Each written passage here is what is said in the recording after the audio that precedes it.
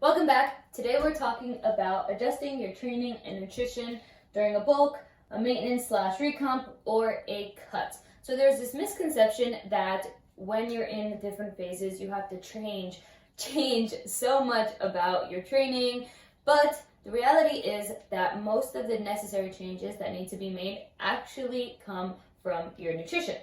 So let me break it down for you. Let's start with calories. In a bulk, you need to be in a caloric surplus. You need to increase your calories. Complete opposite, in a cut, you need to be in a deficit, you need to decrease your calories, and in a maintenance or a recomp, you're just staying exactly where you are. So for protein, I gave you two different options, and let me explain why. So during a cut, protein might help you retain a little bit more muscle mass, especially since you are not taking in as much fuel, and it'll help you stay more satiated. Complete opposite, during a bulk, you might not need to feel as satiated because you're eating a lot of food anyways. And again, you have the option to just keep it exactly the same if that's something that you would prefer to do. So when it comes to training, exercise selection, exercise order, frequency, volume, effort, rest period, rep ranges, everything can remain exactly the same. So I want you to think about it this way. What is going to build the most muscle in a bulk or a recomp is going to maintain the most muscle in a maintenance phase or a cut. So don't think because you're going into a cut, you have to stop doing your compound lifts. Or opposite, if you're going into a bulk, now you can start doing your compound lifts. Or you can go from compound lifts to circuit training, or 5 sets of 5 with a couple minutes of rest, to 3 sets of 20 with 30 seconds of rest. In any one of these phases, you should be doing your compound lifts. You should be doing different rest periods. Your training should not significantly change. And if it does, and you abandon all the principles that you would when you're in a bulk, and everything that helped you gain all this muscle, you just completely abandon when you're going into a cut, that's when you're going to see your muscle mass decrease.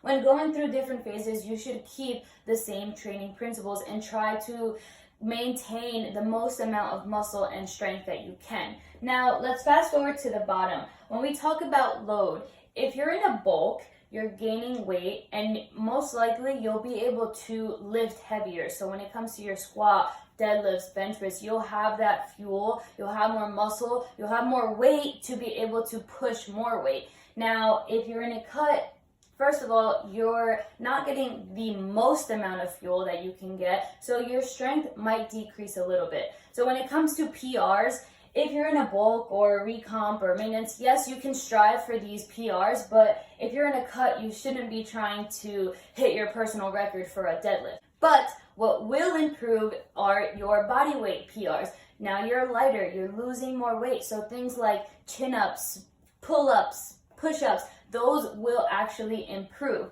So in a bulk, you can increase your load, you can start to push heavier weight. In a cut, if you don't have to decrease your load, then that is amazing. You're maintaining strength, but also just be mindful of it because you don't want to get hurt. And lastly, when it comes to cardio, just like the protein, you have two options. In a bulk, you can decrease it or keep it the same, or in a cut, you can increase it or keep it the same. Now, when you're in a bulk, if you're having trouble actually eating more, you might want to decrease your cardio just so you don't have to eat as much and feel so stuffed. So this is just adding extra activity to your day. That might be the opposite for a cut if you already feel like, oh my gosh, I'm barely eating. So you want to maybe move a little more just so you can burn more calories and you can still eat more food. But you also have the option to just keep it exactly the same.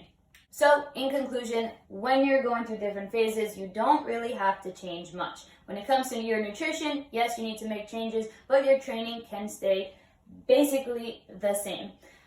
As always, thank you for learning with me. I hope this helped you. If it did, give it a share. Maybe it'll help somebody else. Peace out.